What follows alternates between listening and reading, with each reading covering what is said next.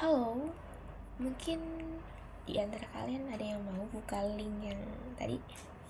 Cuman kalau misalkan nggak mau denger sampai akhir juga nggak apa-apa, karena di sini tuh aku cuma mau cerita aja sih tentang aku yang bertemu dengan seorang buku yang bener-bener bikin aku tuh ngerasa kayak, kok buku ini tahu banget ya tentang hidup, kayak dia tuh sampai tahu gitu ya. Jadi di sini tuh buku ini tuh yang judulnya Seporsi Mie Ayam Sebelum Mati, itu ngeceritain tentang seseorang bernama Ale. Namanya sebenarnya panjang, cuma gue mau nyebutnya namanya Ale aja ya. Dia bukunya Kaprian. Jadi tuh dia bilang gini: setelah semesta menghancurkan hidupmu berkali-kali, meski kau sudah memohon dengan teramat sangat, rasa perih itu tak kunjung juga berhenti. Terkadang, tak percaya lagi pada kekuatan doa menjadi hal yang rasanya wajar sekali. Jika aku pikir-pikir lagi, tidak ada yang istimewa sama sekali dalam hidupku. Tidak ada hal yang bisa aku banggakan, atau setidaknya bisa membuat orang-orang terdekatku bangga. Mereka semua hanya akan menetap sementara, lalu pergi seperti yang sudah-sudah. Semua akan pergi meninggalkan aku sendiri lagi. Kadang aku bertanya-tanya, kenapa hidup orang-orang begitu terlihat berwarna? Apakah cuma hidupku yang tidak mempunyai warna? Atau karena mereka pintar mengatur warnanya sendiri? Atau juga, apakah aku tidak bisa punya kehidupan yang seperti itu ya? Bertahun-tahun aku melihat orang-orang berlari mengejar mimpinya masing-masing, sementara aku masih diam di tempat yang sama. Aku sebenarnya tidak masalah jika tertinggal dari teman-temanku yang lain. Tapi yang paling aku takuti dari semua itu adalah aku takut jika ternyata selama ini aku tidak pernah berhasil menjalani hidup seperti sebagaimana seharusnya. Lalu pertanyaan itu muncul lagi di kepalaku. Apakah hidupku jauh lebih baik, lebih bahagia jika dulu aku berani mengambil kesempatan untuk menjalaninya sesuai dengan apa yang aku inginkan, alih-alih menghabiskan waktu menyembuhkan diri sendiri dari bayangan hal buruk yang terjadi, meski itu bukan salahku.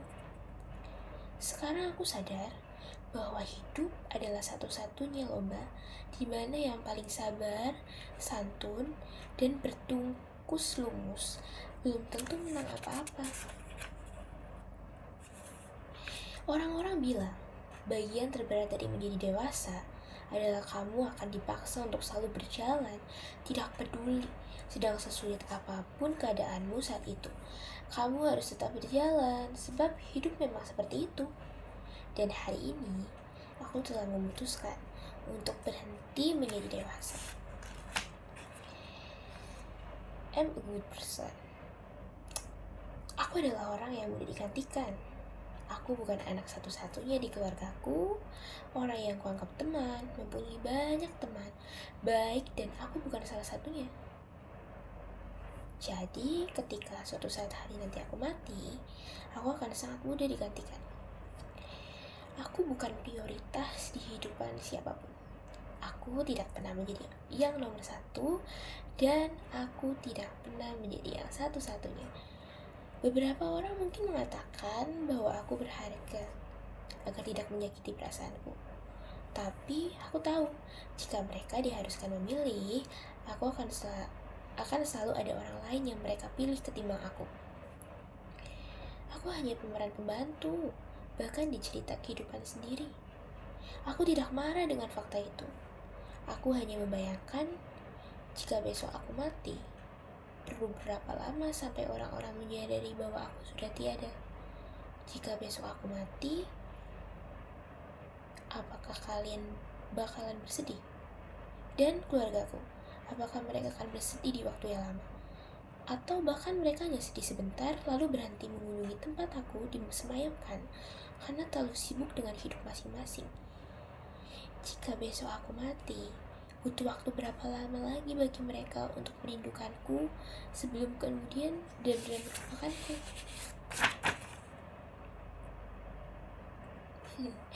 Dam banget anjing lah. Sorry. Setelah ditelusuri psikiater, setelah ditelusuri oleh psikiater, ternyata bibit depresi ini sudah muncul sejak aku kecil. Aku tidak terkejut sama sekali, mengingat memang semuanya berawal dari dalam rumahku sendiri.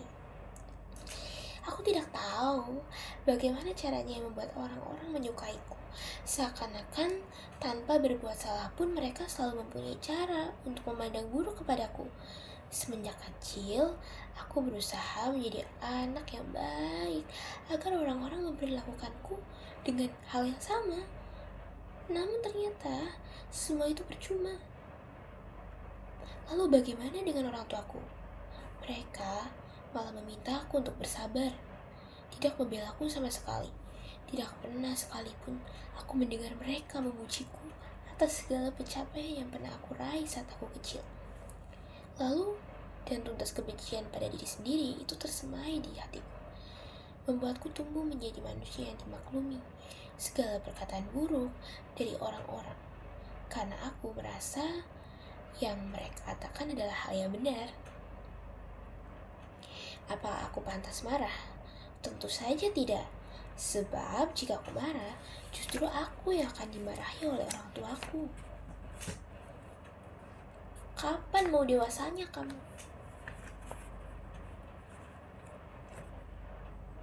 Bikin malu. Cengeng. Gitu kan contoh makiannya. Sampai sekarang aku masih bisa mengingat bagaimana nada teriakan ibuku saat itu. Padahal aku masih anak SMA kelas 1, tetapi aku sudah dipaksa untuk bertindak dewasa dengan memaklumi semua perkataan buruk orang-orang kepadaku. Dikala teman-temanku dibela mati-matian oleh orang tuanya, aku justru dipaksa meminta maaf dan menundukkan kepala atas sesuatu yang bukan salahku. Aku adalah pohon yang tumbuh dengan cacat. Alih-alih tinggi menjulang, aku dipaksa tumbuh menunduk menatap tanah seperti bonsai. Dulu aku adalah anak kecil yang pantang menyerah, senang berjuang dan tak mau kalah. Namun kepercayaan diriku hilang, dikubur oleh orang-orang dari keluargaku sendiri. Kamu gak akan bisa. Jelek. Ngapain kayak gitu? Mending gak usah. Itulah contoh makiannya. Misal, Bu, seharusnya aku tumbuh menjadi lelaki yang bisa mengerjakan sesuatu dengan baik dan benar dalam hidupku. Seharusnya aku bisa menjadi lelaki yang punya mimpi. Namun Bu, semenjak kecil kamu membuatku merasa semua yang kulakukan adalah salah. Dulu aku mempunyai cita-cita bisa tumbuh menjadi orang dewasa yang bisa memberikan apa saja yang ibu mau. Setelah tua ini, sekarang cita-citaku hanyalah satu. Semoga aku tidak menyesal karena pernah memutuskan untuk tetap hidup. Sebab di rumah itu, selain mimpi, kepercayaan diri, semangat juang, dan kasih sayang yang turut dikubur oleh orang tuaku di halaman belakang adalah keinginanku untuk tetap menjalani hidup.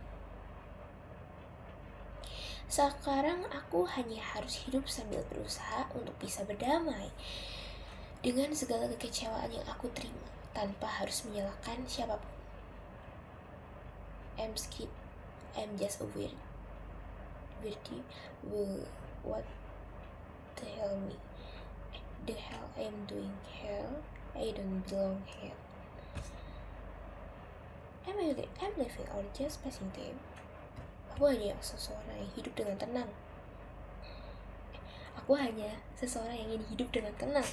Aku ingin sekali bisa tertawa dengan bebas.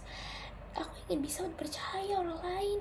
Aku ingin menjadi seseorang yang bisa diandalkan oleh orang lain, bukan seseorang yang hanya ingin hari segera berakhir.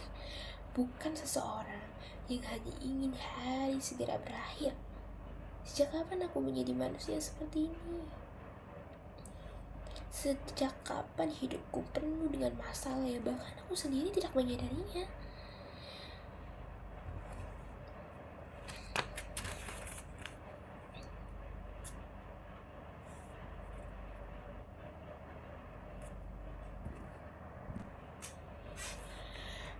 Dadaku begitu sesak, badanku bergetar saat aku mulai menyalakan lilin itu. Aku benar-benar sudah lelah karena terus mencoba untuk baik-baik saja. Aku benar-benar ingin berhenti. Aku tak sanggup lagi. Saat lilin itu mulai menyala dan menerangi kamarku yang gelap, aku mulai menangis. Aku tidak tahu bagaimana cara menjelaskan perasaan yang sedang aku rasakan sekarang. Semua terasa begitu menyakitkan. Hatiku terasa sangat berat, hingga rasanya menangis saja tidak cukup. Aku lelah, bukan lelah secara fisik, tetapi ada sesuatu di dalam diriku yang ingin kusudahi. Aku lelah menjalani semuanya, lelah tidak ada satupun yang berhasil di dalam hidupku, lelah berkorban dan memberi segalanya untuk orang lain. Sekarang yang aku inginkan hanyalah beristirahat. Tetapi aku tidak tahu istirahat seperti apa yang harus aku ambil agar bisa lepas dari semua perasaan busuk ini. Yang bisa aku lakukan selama ini hanyalah terus berpura-pura bahwa semua baik-baik aja. Jika kehadiranku adalah masalah dalam kehidupan orang-orang di sekitarku, maka pulangkanlah aku kepadamu saja Tuhan. Aku sudah lelah.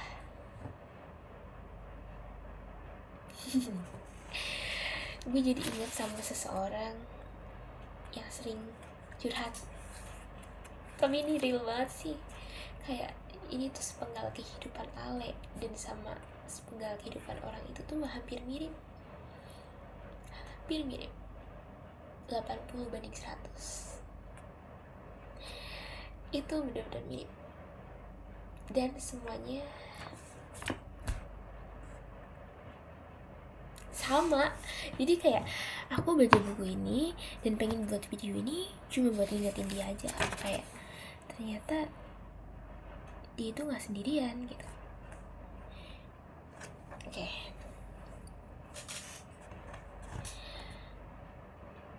Aku bernyanyi sepuasnya, berteriak sekencang-kencangnya. Aku juga memesan makanan mahal, mencoba mencicipi semuanya yang tak pernah aku beli sebelumnya karena tidak punya uang. Persetan dengan tabungan, sebentar lagi aku mati dan uang tidak ikut masuk peti. Oke.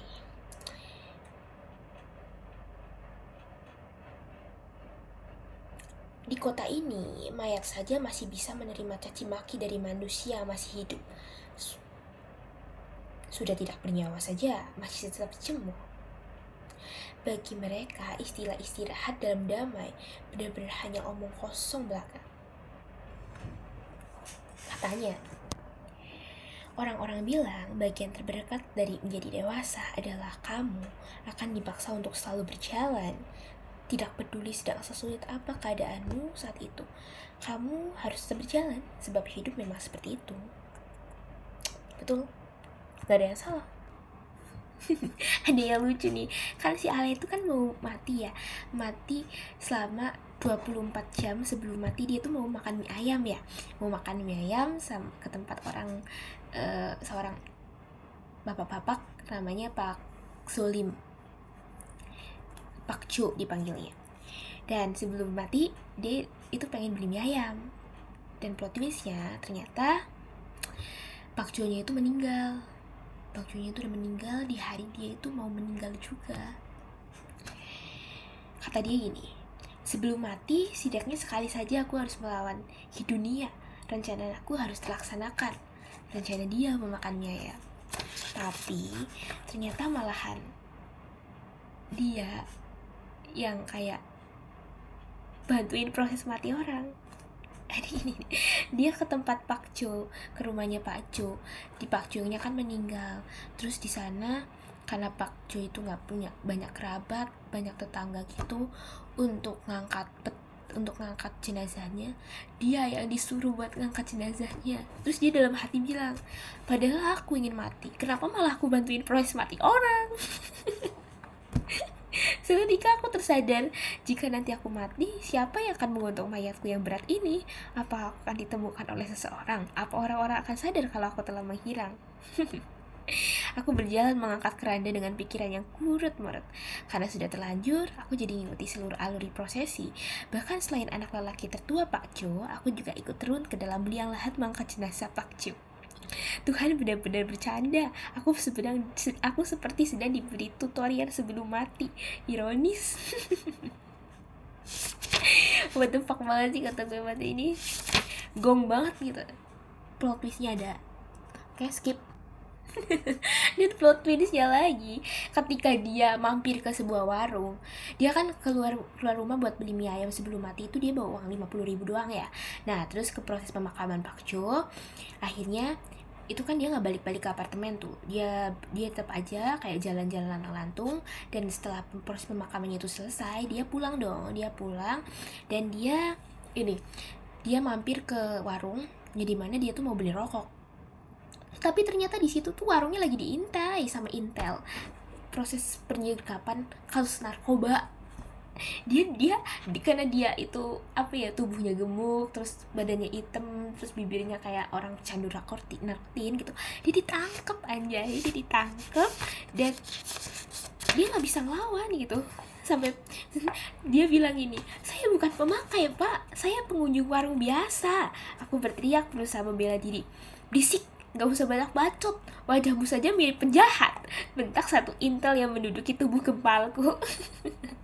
Sialan, padahal ia biasa saja menyuruhku diam dan meminta menjelaskan semuanya di kantor polisi. Tapi kenapa dia malah menghina wajahku segala? Kampret sekali. Tubuhku digeledah, tak ada identitas sama sekali yang mereka temukan.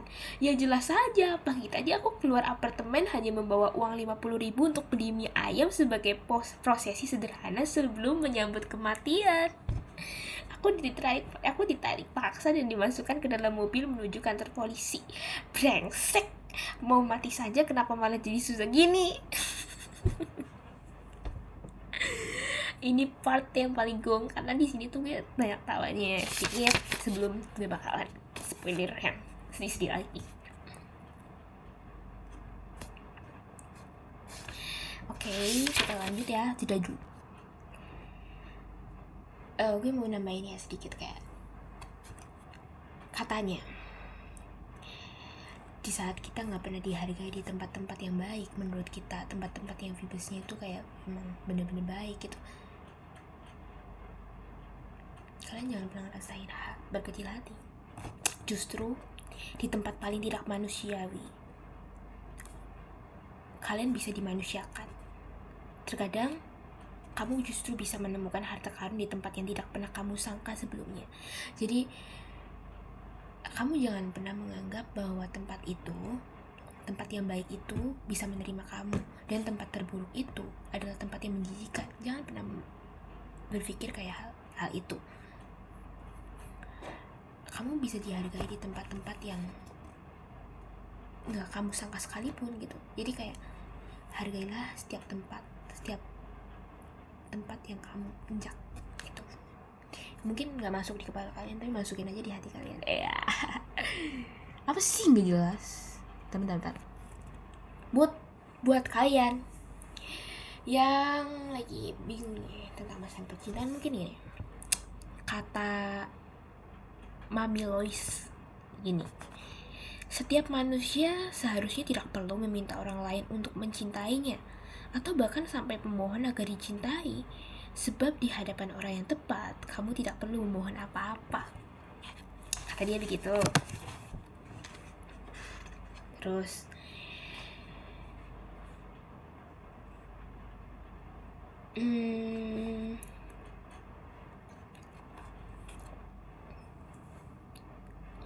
buat kalian juga yang kayak enggak deh ini mah,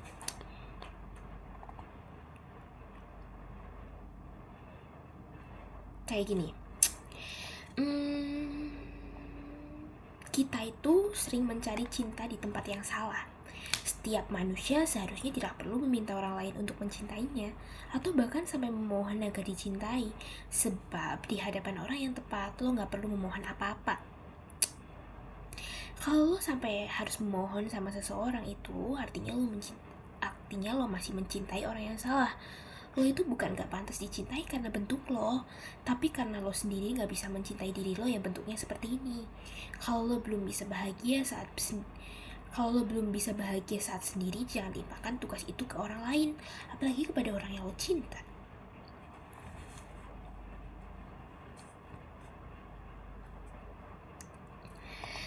Bener kan? Hidup setelah pernikahan adalah lomba bertahan hidup, bukan lagi ajang lomba siapa yang paling bahagia.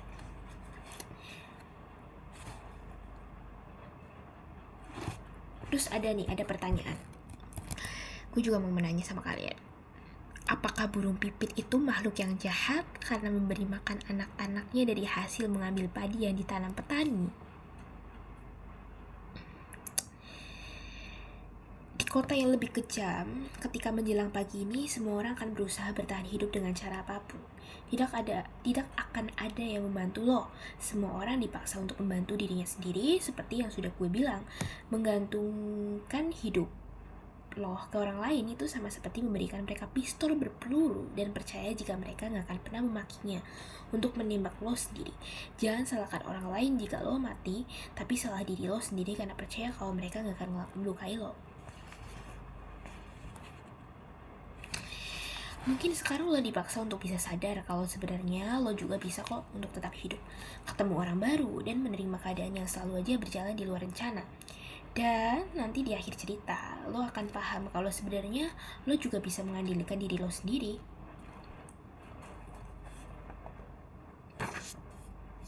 Betul.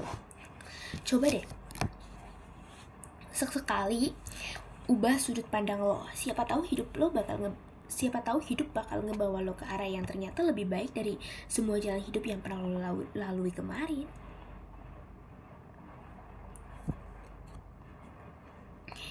Ternyata benar, terkadang kita justru bisa mendapatkan hal-hal yang indah di tempat yang tidak pernah kita duga sebelumnya.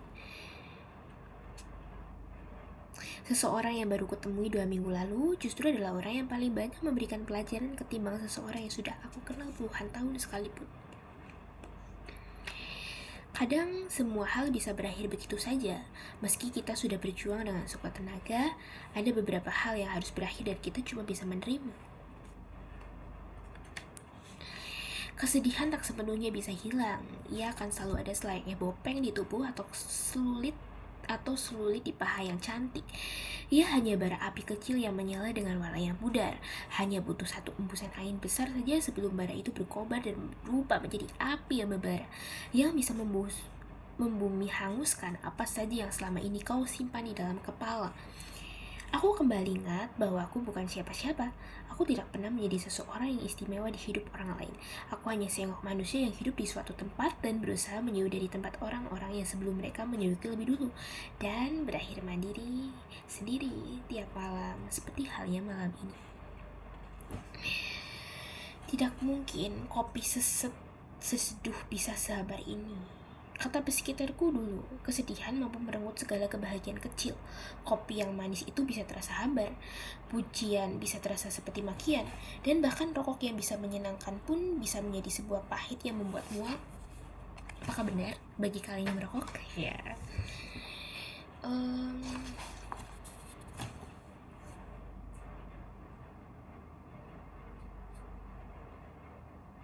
Ketika lo punya pilihan buat hidup jadi yang lebih baik, pasti ada aja cobaannya. Gak semuanya berjalan dengan lancar semestinya. No. Dia pencipta alam semesta, gak mungkin sebaik itu. Come on. Jadi ya berusaha lah untuk tetap bertahan. Ya.